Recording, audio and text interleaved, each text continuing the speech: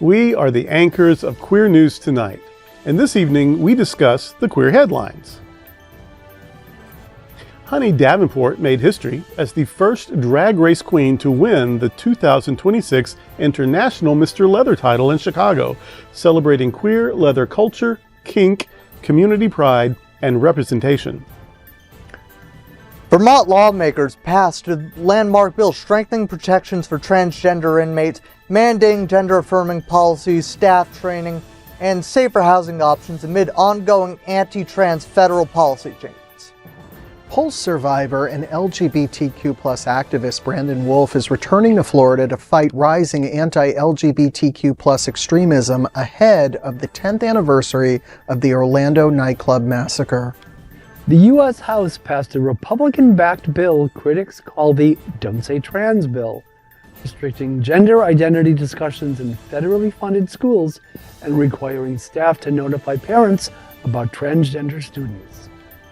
A Louisville 8th grader sparked debate after accusing his school of racism, sexism, and homophobia during graduation, with many queer viewers praising his decision to speak openly despite backlash.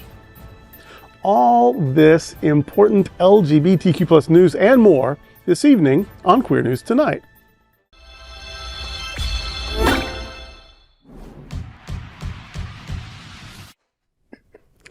Welcome to Queer News Tonight. This is the world's first and only LGBTQ daily news television show broadcasting live and available on demand on your favorite streaming channels. Analytics company vidIQ has certified the Queer News Tonight YouTube channel has the world's most popular LGBTQ streaming news show. Our queer stories have reached over 12 million views. We are proud that Queer News Tonight has more YouTube subscribers than any other LGBTQ brand in Florida. We thank you for watching and supporting our voice and our rainbow family. There is no other news program in the LGBTQ world like Queer News Tonight. It is Tuesday, May 26th. We are live and literally out of the closet and into the headlines. So many of your important stories we will tell this evening on Queer News Tonight.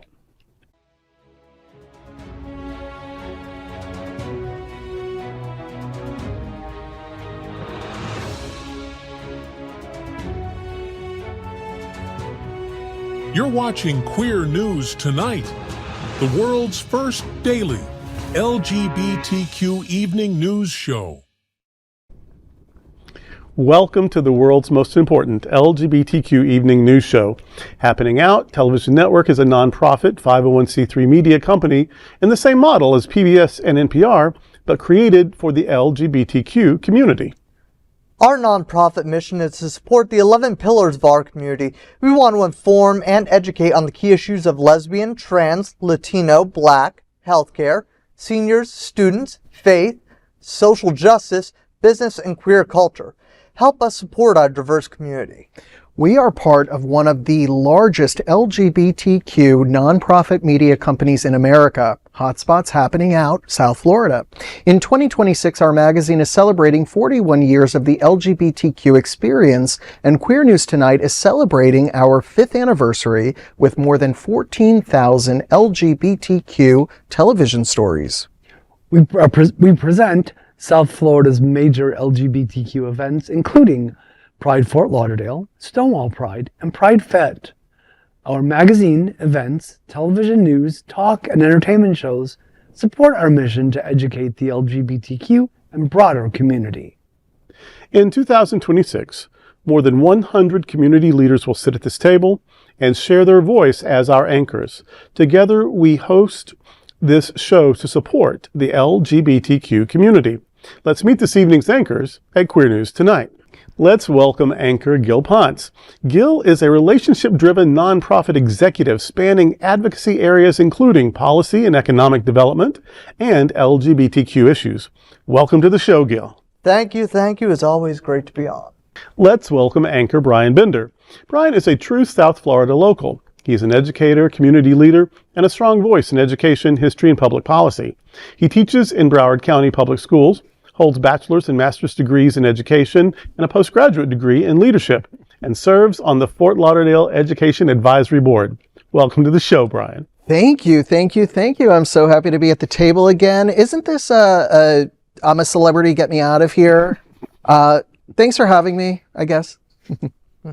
Let's welcome anchor Gregg Shapiro, an inductee into the Chicago LGBT Hall of Fame. Gregg is an entertainment journalist whose celebrity interviews and reviews run in a variety of regional LGBTQ publications and websites. Welcome to the show, Gregg. Glad to be here and happy National... Try again.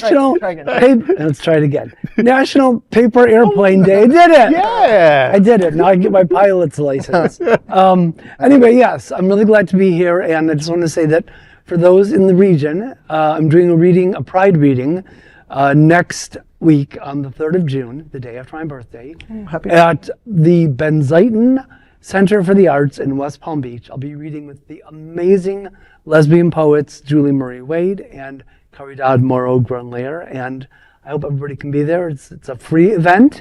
There will be snacks served, and there will be great words in the air. That starts at 6:30, and I hope you can make it. And of course, let's welcome tonight's lead anchor, Bishop Durrell Watkins, the senior minister at Sunshine Cathedral, one of the most important LGBTQ churches in the world. He is an auxiliary bishop of the Global Justice Institute and currently president of the Divine Science Federation. Welcome to the show, Durrell. Thank you. I always love being a part of this group. And I would love for you to be part of another group. On Thursday at the Galleria Mall, there is the... what are we calling it? The Take Pride 2006, the Galleria Take Pride 2006. It's an event to benefit History Fort Lauderdale. And so some LGBTQ personalities in the area, part of our history, part of our present, will be honored. And I and my husband will be two such people. So the event is, it's from 6 to 8, I believe. It's $50 a ticket, which is available at... the website, historyfortlauderdale.org. History, you got to spell out for it. historyfortlauderdale.org. It's going to be fun. There's food. There's going to be a display, a permanent display being unveiled at the Galleria. So it's going to be a fun night. And it's actually the official kickoff to the Pride Month festivities. So I hope to see you. I'm Bishop Durrell Watkins, and let's queer up the USA view. Honey Davenport makes history with International Mr. Leather win. RuPaul's Drag Race alum Honey Davenport has made history by winning the 2026 International Mr. Leather title at the annual Leather Festival in Chicago. The yearly event, widely considered one of the world's biggest leather gatherings, draws thousands of attendees for workshops, exhibitions, nightlife events, and competitions centered around leather and kink culture. Much of the festival takes place at the Congress Plaza Hotel. This year's International Mr. Leather contest featured nearly 70 contestants. Davenport, who competed on season 11 of Drag Race in 2019, took home the top honor. During their acceptance speech, Davenport repeated the line they famously used while introducing themselves on Drag Race, quote, "There's only one thing you need to know about me. This honey is raw and unfiltered," end quote. Not only is Davenport the first Drag Race queen to win the title, but they mark the second year in a row that the honor has gone to Mr. Palm Springs. Last year's international Mr. Leather sash went to Renee Hebert of California City. The runners-up were Sergeant Alex, representing Mr. Cincinnati Leather 2025, and Denzel Bellin, representing Mr. Twin Cities Leather 2026. Atlas Rose won the International Mr. Boot Black title. Well, tie me up and spank me, right? I'm so excited because I've never heard of a queen being a daddy or vice versa. Like I love this. And I saw his, when he got the announcement, he's all bearded up and, looking all butch or whatever, but he still cried like a drag queen. Like it was still a very femme cry, but it was pretty. It was beautiful, actually. So, no, this is good. This just shows how, diverse and multi-talented our community is. I thought you were going to say very versatile. Yeah, I had to catch myself. Yeah, but very versed. Yeah, no, and it's two extremes. It's like a beautiful woman, very handsome man. Yeah. It's like you're a queen by day and king by wherever. And not to bring up bad memories for Honey Davenport, but the episode where they were sent home was the 6-way lip sync, and they were wearing a leather look. Oh, that's very little I wore breadcrumbs in there. a leather jacket Wow. several times, actually. Wow. Yeah, I Okay. forgot. Well, and Honey Davenport is having quite an action-packed May 2026, beginning with that kerfuffle at the tool shed in Palm Springs, where there was like racism and just horrible We talked shit about it going at on. the table We here. talked about That it was last week on the awful. They had to go show. in front of the Human Rights Right, Commission of Palm right. Springs, yeah. And then to culminate and making history at IML at the end of the month is pretty spectacular. Yeah. So many well-deserved congratulations to Honey Davenport. Congrats. And I love that it's at this table that we acknowledged for the whole world that you can be hot as a man and as a woman and the same human. Yeah. Yeah. I'm Gil Pontes, and let's queer up trans rights. Vermont advances landmark protections for trans prisoners. Lawmakers in Vermont have passed a first-of-its-kind bill expanding protection for transgendered people in prison, and what advocates describe as one of the strongest state-level responses yet to Trump administration's policies affecting trans inmates. The legislation, known as H550, recognizes that incarcerated transgendered people face higher risk of abuse, harassment, and sexual violence. The bill requires prison staff to respect inmates' gender identities and complete gender-responsive training. Under the measure, transgender prisoners can request transfers to facilities that align with their gender identity. Those requests would be reviewed with input from medical and mental health professionals with experience in gender-affirming care. In some cases, the state could transfer inmates to prisons in other states, including Colorado, which recently created dedicated housing units for trans women. The move comes as the Trump administration continues advancing policies that put transgender people in federal custody at greater risk, including efforts to limit gender-affirming care and access and weakening the Prison Rape Elimination Act protections. Vermont's legislation directs the state to continue following pre-Trump federal guidelines for transgender inmates and creates a framework for future legal protections tied to gender-affirming care in prisons. The bill passed with bipartisan support and now heads to Republican Governor Phil Scott, who's expected to sign it into law. I think that this is a great example of bipartisanship at work, where quite frankly, I originally come from New England. I held elected office. I was actually elected as a Republican. I have since moved away from that ideology as right-wing ideologies have taken over.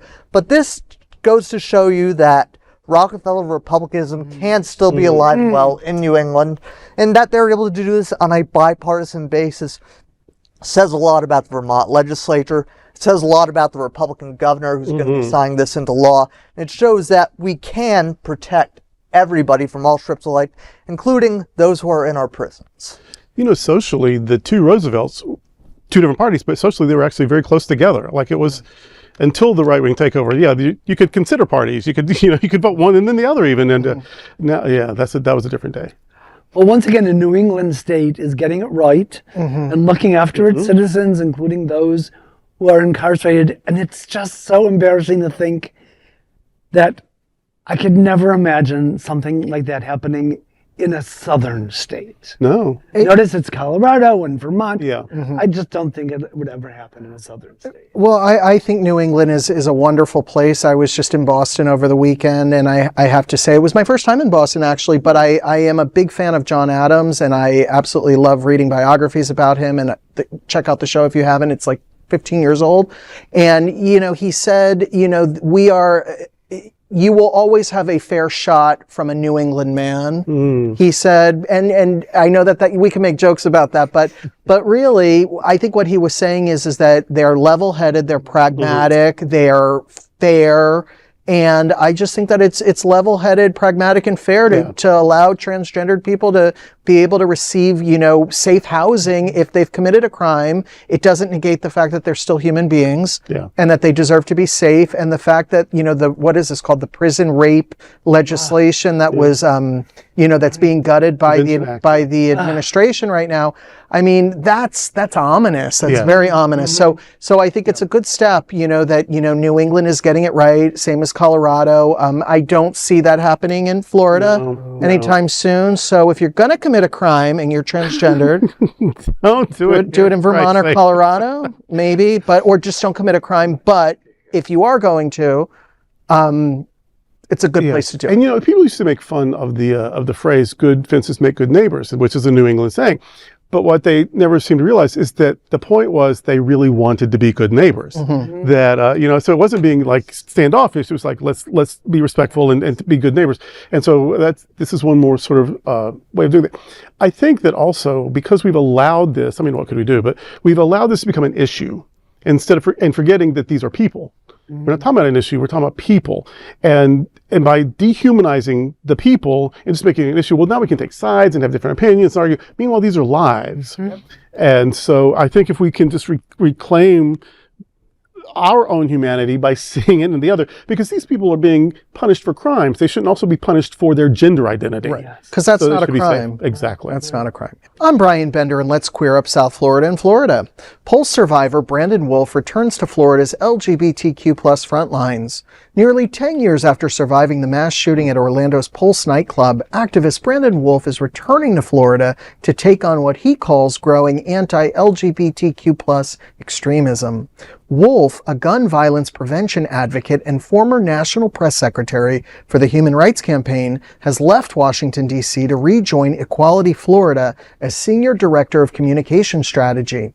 In an interview with the advocate, Wolf said now is the right time to return to his home state ahead of the 10th anniversary of the Pulse massacre, where 49 people, most of them queer and Latino, were killed on June 12, 2016.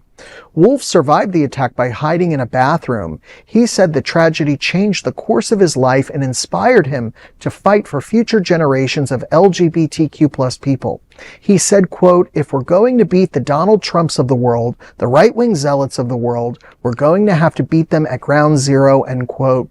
Wolf also delivered a pointed message to Ron DeSantis, quote, "We're still in Florida. We're still here. We're still queer. It's still our state too. I hope he goes to bed every night knowing that he failed at his attempts to erase LGBTQ Floridians," end quote.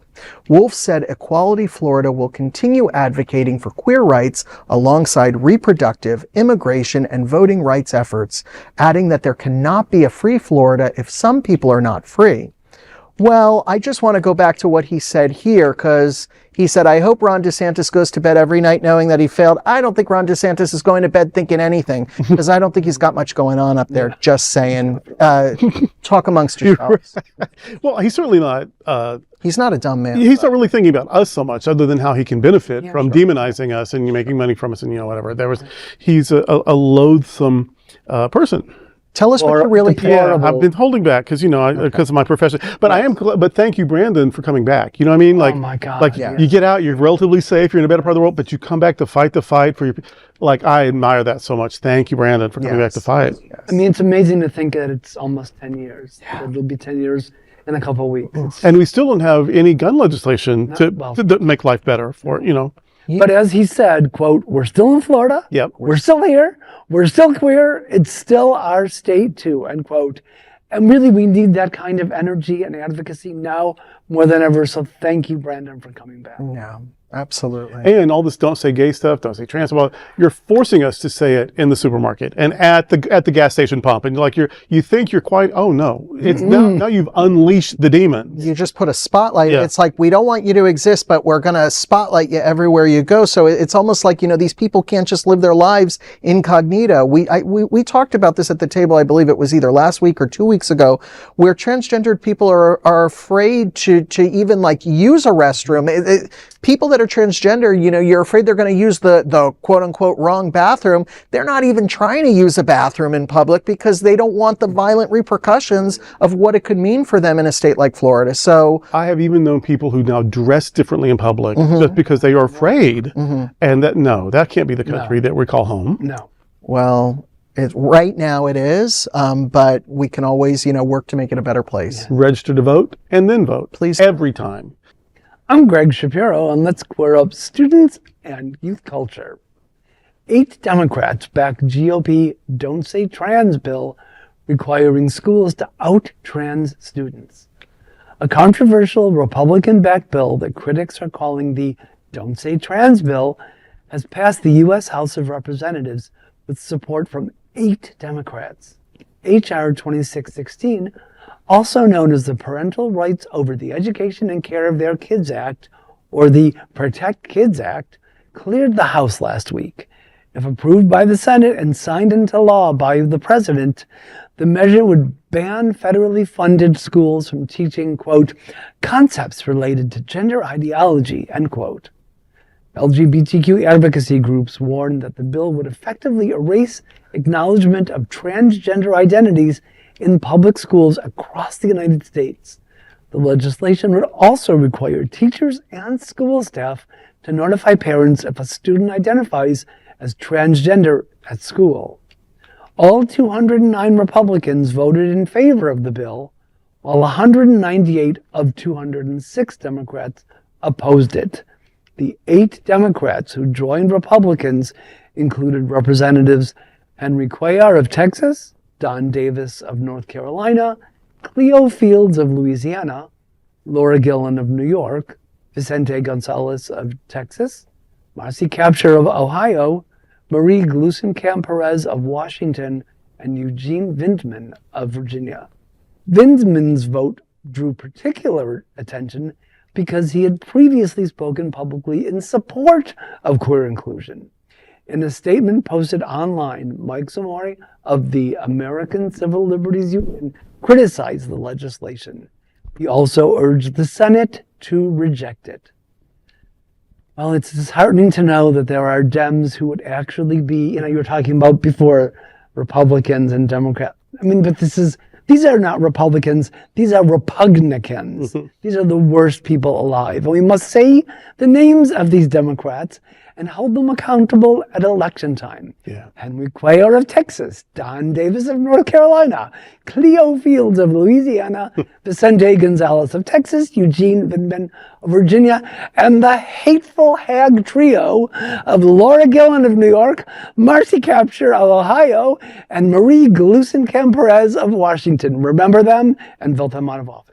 I'm disappointed in those 8, but I'm also disappointed that the other that it was unanimous. Like, really, there weren't 3, 6. There was nobody that thought that maybe trans people deserve a life and to be treated humanly. Like, that's also, not only there were these dissenters, but that there weren't any dissenters in the other group. And I also want to point out, looking at those names going through there, what I take a look at when I see all of those, the names of the specific Democrats, there's one through line that runs through each and every one of those. And that is battleground district. Mm-hmm. They have somebody on the inside, their pollster is telling them, you swing too far left on this, you don't get reelected.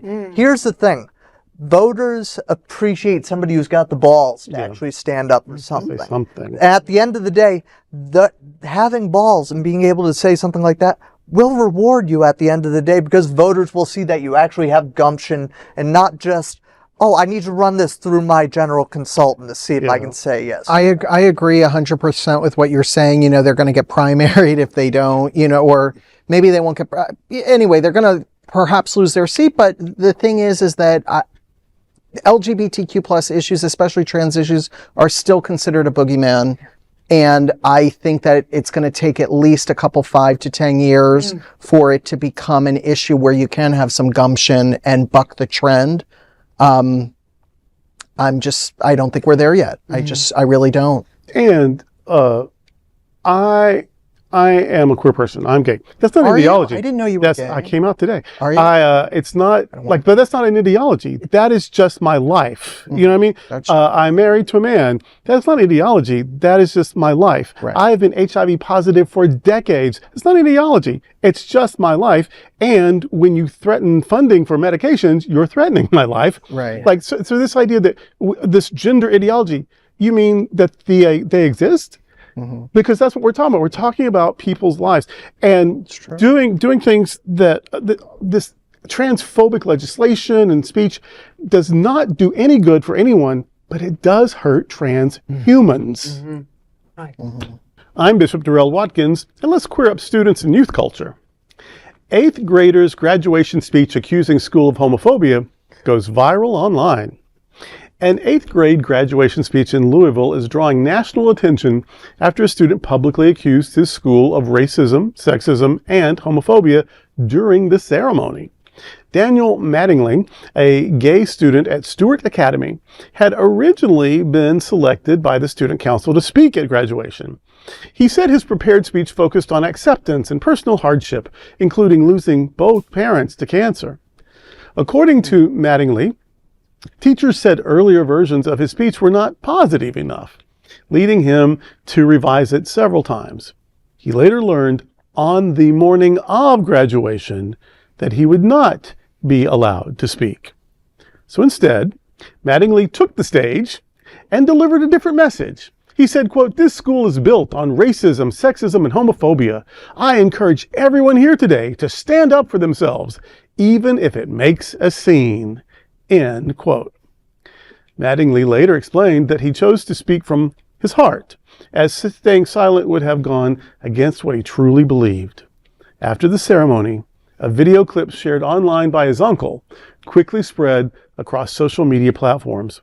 Reactions have been mixed, with some praising the student for speaking openly and others questioning whether graduation was the right place for the remarks. Where the fuck would be the right place? Where is the right time to be you? Where's the right time to stand up for yourself? Like, I hate that. Oh, if you just waited, you wait. This is my life. Yeah. They took this thing from me, and at 14, 15, however old he is, that he had the sense of agency and personhood to do that. Good for him. And that his uncle was supportive by sharing it with the world. Mm-hmm. So good on him. And so for anyone who said, you were rude, or good, be rude, because it's rude to lie to you. It's rude to you to take your voice away. And it's, so he did right. And it may cost him something, but if we can't get courage from our adult leaders in the world, let's get them from kids. Well, it's probably not easy to be positive enough when both your parents succumb to cancer. Right. And you're a gay 8th grader in Kentucky. Right. Hopefully your uncle will help you get the fuck out of Kentucky, please, soon. I have nothing to add other than I'm so sorry for this young man, that he had to go through this. My mother always used to say, don't make a scene, just go with the flow. So I understand, not wanting to cause a scene, but, sometimes, what is it? Good trouble, Yes. So he made some good trouble. The squeaky wheel gets the oil. Is that right? Okay. I'm okay today. All right. Well, good on you. Thanks. And there are 4 gunkles who are very proud of you. Yes. Here we are. LGBTQ 1-minute news. Let's queer up entertainment. Beartooth singer Caleb Shomo comes out as gay following a 14-year marriage. Caleb Shomo, lead singer and founding member of Beartooth, came out as gay in an emotional Instagram post saying, "I am a proudly gay man." The 33-year-old said he spent years struggling with his identity while navigating depression, religion, and alcoholism. Shomo added that getting sober helped him reconcile with his sexuality. Shomo's wife, Fleur Shomo, I don't know, that's hard for me to say since I myself am a Shomo, whom he married in 2012, later shared her own emotional statement saying that she supports her husband. The post read, quote, "Nobody will know anything about our marriage like we do. I already miss it. And my husband, more than anything. Our story was a good one, and now it's done," end quote. Beartooth's 6th studio album, Pure Ecstasy, is set for release in August. That seems funny to me, or sad or odd or something, that we end on such a sad note and then plug the album. But there's just 3 quick things I want to say about this. First is coming out is very healing and empowering. And it's also necessary, because if he had done this sooner, he did it when he can, no shade there.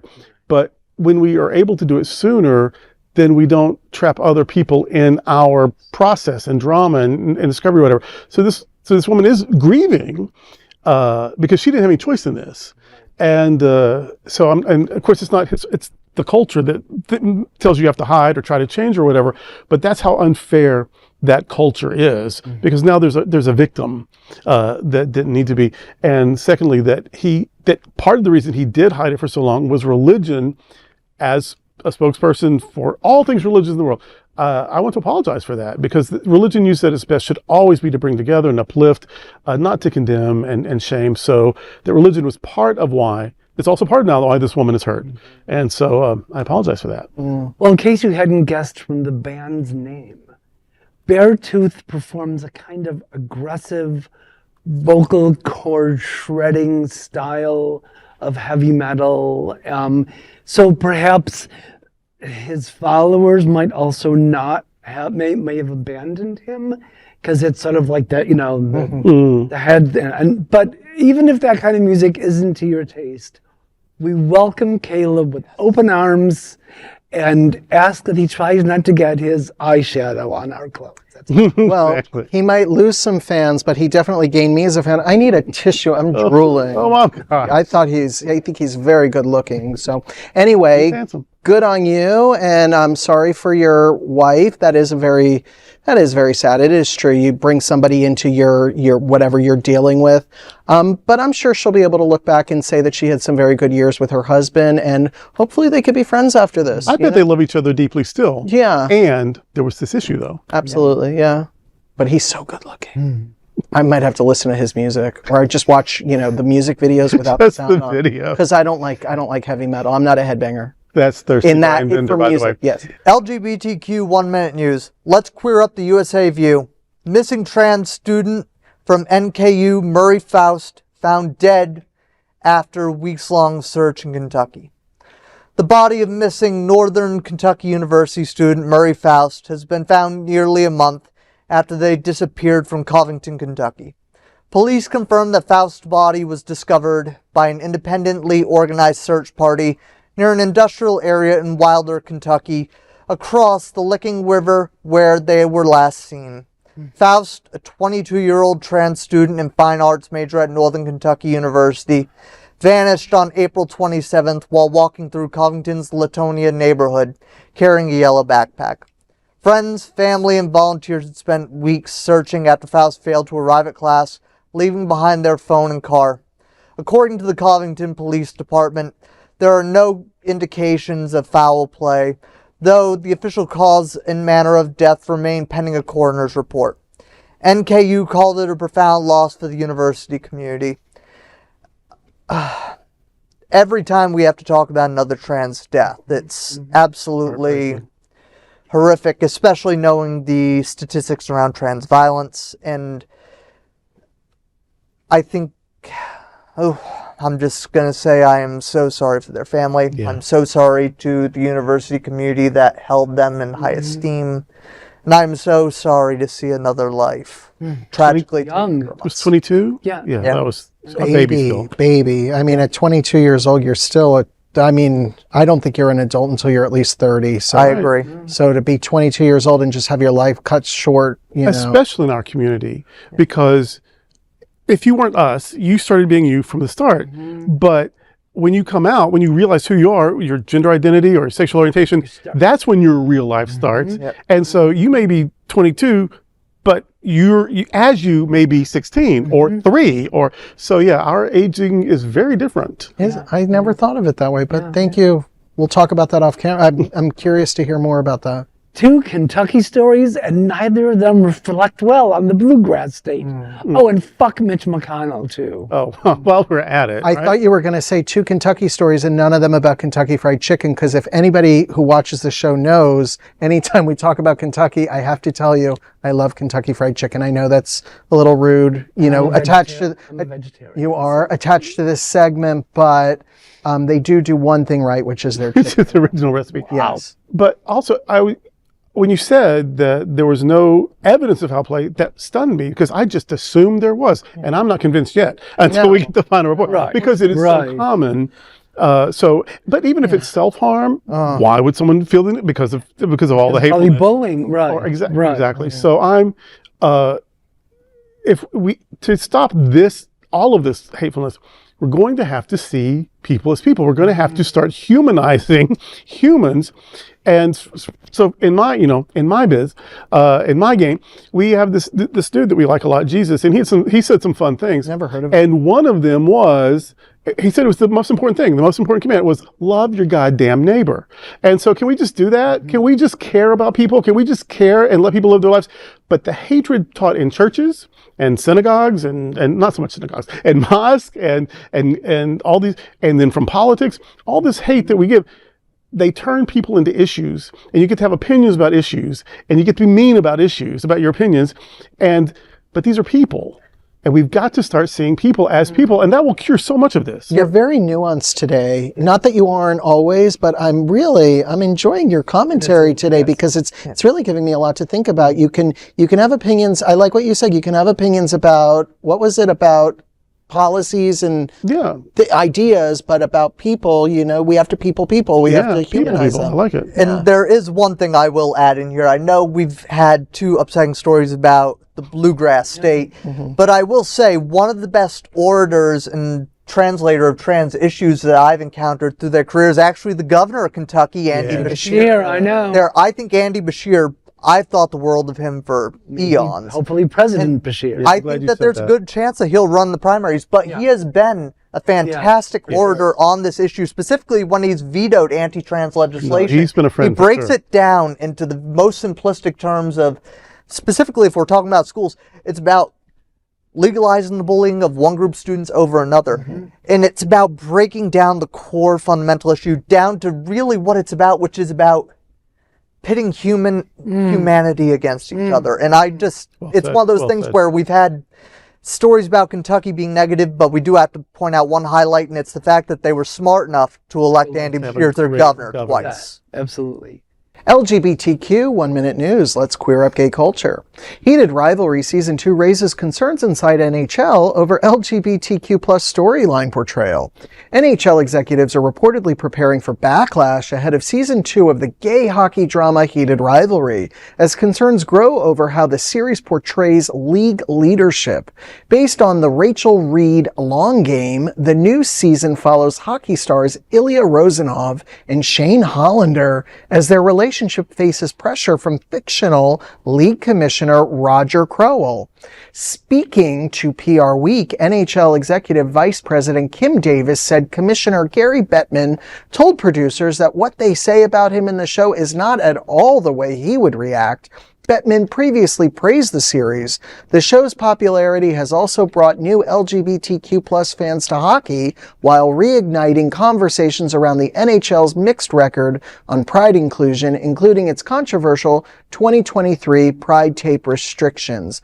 Well, it's easy to say that's not how I would react. Right. If there's no camera in your day-to-day life to prove you're wrong. So anyway, I'm all for fictionalizing people, but maybe he feels a certain kind of way because maybe he wouldn't have acted the way the fictional guy does on the show. So I could go either way with that one. I'm kind of versed with that. And whereas it may be a little unfair to him, I think it is important to show that athletes face homophobia, transphobia, so maybe, sorry, dude, but why it's being done and the truth of it in the industry, I think, is important. Sure. Let's be honest, Heated Rivalry has done more for hockey than the Mighty Ducks. Right. In fact, they should have called it the Mighty Dicks. LGBTQ 1 Minute News, let's queer up the worldview. Malaysia police investigate death, arrest 51 men linked to an alleged gay party. Malaysian police described the event as a drug-fueled gay party at a hotel in Kuala Lumpur. Police said the raids happened after a man believed to have attended the gay party was found unconscious in the hotel lobby. He was later pronounced dead at Kuala Lumpur Hospital. Narcotics Department Director Hussein Omar Khan said the detained men were between 21 and 52 years old, including 28 foreign nationals. Authorities allege they seized drugs including MDMA, ketamine, and ecstasy. Police said 36 of the men tested positive for drugs and remained under investigation under Malaysia's Dangerous Drugs Act. Homosexuality remains criminalized in Malaysia under both civil and Islamic laws. LGBTQ plus rights groups have warned of growing intolerance in the country especially after a 2025 raid that detained 171 people over suspected same-sex activities. Well, remember, before you get fucked up in Malaysia, homosexuality remains criminalized there. Just something to keep in mind while you're traveling around the world. Blast it out of your mind. That's all. I believe that was it a prime minister? They had a very important 10 years ago or so in the government who was like under house arrest for years or because of being accused of being gay. I don't even know if it was true, but the mere accusation, this important person, a powerful person, lost freedom for years. It's a difficult place. We're probably on a list right now because we're on this gay show that we can't even enter Malaysia. We're probably like on a banned list and we don't even know it. So. It is right up there with Russia, Saudi Arabia. I won't be going Nigeria, Uganda. It's a very difficult place for LGBT Not people. Any of my vacation spots that I want to go to. I'm just saying. But I am very concerned for people who live in those places. Oh, for sure. Because it's very, very hard. Don't do the drugs. LGBTQ 1 Minute News. Let's queer up lesbian and queer women. WNBA stars join new queer basketball romance courtside. A new queer women's basketball romantic comedy is heading to screens with several WNBA players attached to the project. Courtside will star out athletes Sid Colson, Teresa Placence, and Gabby Williams in a story centered on professional women's basketball. The film follows quote, an injury-plagued women's hoops superstar whose championship ambitions are upended when she falls for her teammate, end quote. The movie is written by Abbott Elementary writer Brittany Nichols and directed by Carly Usden of Suicide Kale. And that's what I got. Thanks for joining us. No, I barely know from athletics at all anyway, and then make it women's sports. I don't know anything at all. I'm a big fan of romance though, so let me give a plug for that. I love love, so good on them for that. Just one thing I want to add, and I can't add much as a gay man to a lesbian story, but I do want to say that the WNBA notoriously and infamously underpays their athletes. Oh yeah. So the fact that these women are able to get a gig, a side gig, or maybe a primary gig out of the WNBA, I'm happy for them to have a payday because they get paid like a teacher and we're in poverty. So. And I've not heard, but I assume they're probably less homophobic than other organizations. I would hope. Well, I mean, have you looked at some of those teams? I mean, I think you'd have to be because most of those ladies like the ladies, I would think. So. Yay, lesbian sports ball. Lesbian sports ball, yes. I've been waiting. It's high time for just such a drama. These are today's headlines from Queer News Tonight. Our anchors represent the best of our LGBTQ family. If our community is important to you, share this news with your friends and family. Don't forget to join the conversation on your favorite streaming platforms. Queer News Tonight is the only live LGBTQ digital television show in the world that is out of the closet and into the headlines. We need your support. If our community is going to grow and then thrive, we must tell our stories and bring them to the attention of the broader world. This is the only place in the world that tells these types of LGBTQ stories in motion and sound. That is the passion of Hotspots Magazine, Happening Out Television Network, and Queer News Tonight. I'm your anchor, Bishop Durrell Watkins, and I thank you for joining us on behalf of my fellow LGBTQ anchors here at Queer News Tonight, Gil Pontes, Brian Bender, and Gregg Shapiro. We'll see you daily at 8 p.m. To our LGBTQ+ world, we wish you a good night.